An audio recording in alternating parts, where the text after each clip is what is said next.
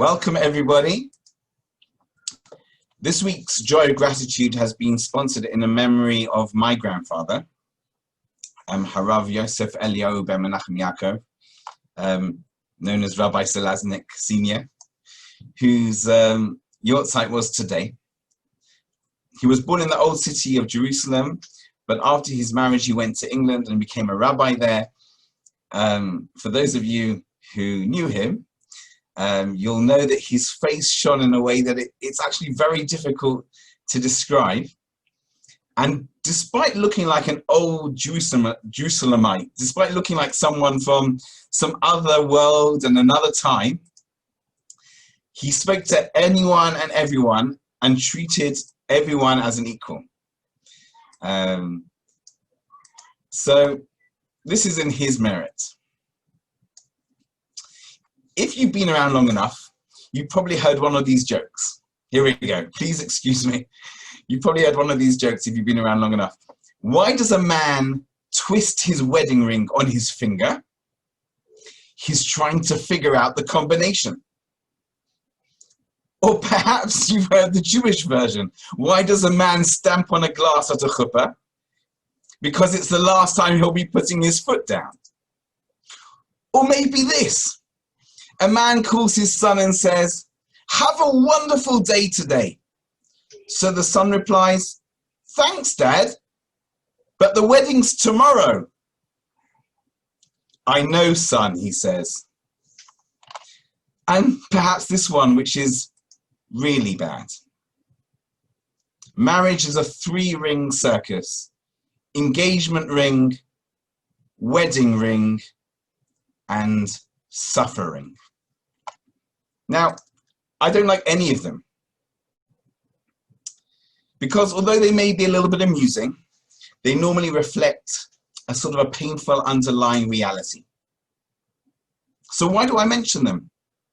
Because we've just restarted the Torah, we've opened the book of Bereshit, and we are immediately confronted with the first marital disaster. After the episode of eating the fruit that they weren't supposed to eat, God confronts Adam and says, "What did you do?" And he says, "The woman you gave to be with me, she gave me the fruit, and I ate." Adam is severely criticized for this statement. But you've got to ask the question, what's so wrong with what he said? In fact, one explanation of what he was saying is that women had excellent intuition. She told me to eat it. I trusted her. Isn't that what I should be doing? So what's wrong with what he said?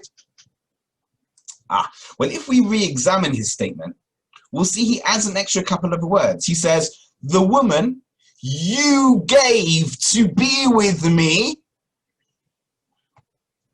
it's your fault," he was saying. Hashem, it's your fault. I never asked for this present. Who wants someone like this? I would have been fine without her. The sages say at that moment, he showed a tremendous lack of gratitude. But still, we should still have a question. Wasn't he right? Surely, let's be honest. Surely he would have been better off without her.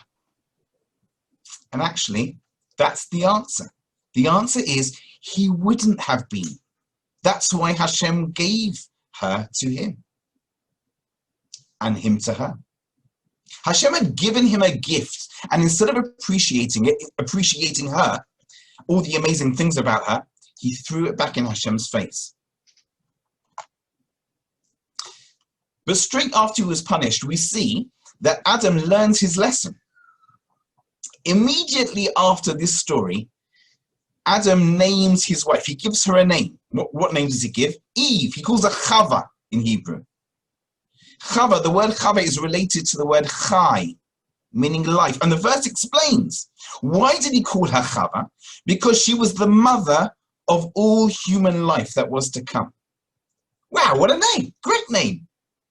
And yet, she was the one who brought death to the world. He should have called her Mother. Death. That would have been a more appropriate name. Come here, my darling Death. That's what he should have called her. But he's learned the lesson. He's learnt the lesson. He decided to focus on the good instead of focusing on the bad. She was bringing life into the world, and that is what he was going to concentrate on. I once heard the following from a very, very wise man. I wasn't married at the time.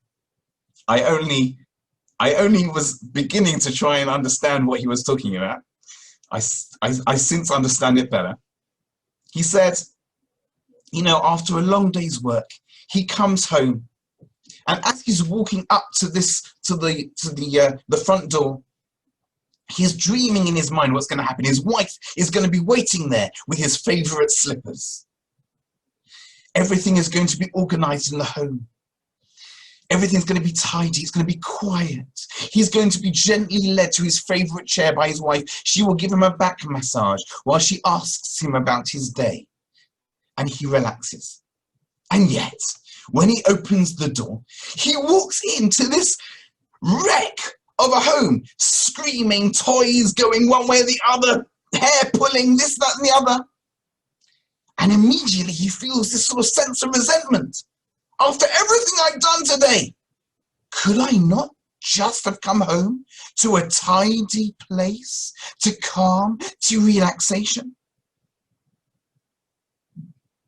And then he realized he's got it all wrong. So what did he do? He started making a list of every single thing that he has to feel grateful to his wife about. By the time he was speaking to us, it was in a filofax. We were talking pre-computer days.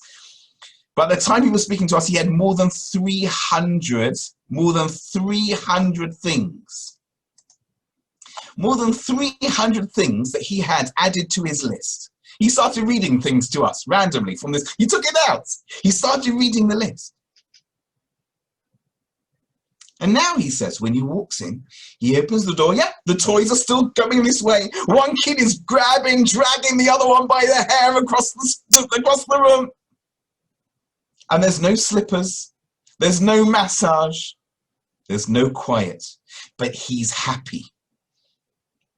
Because he just opens his filofax and reads another thing. This is true for a spouse. It's true for anyone where there is a strained relationship. If you focus on the good they do, if you're grateful for it, if you express that gratitude, it will build a strong, lasting, deep relationship. And there'll be no need for any of those jokes. So this is the challenge for the week. Start making the list. It can be on a filofax. It can be on your computer. It can be on your iPad. It can be on your phone. Wherever you want, start making a list. Thank you so much for joining me. I look forward to seeing you next week.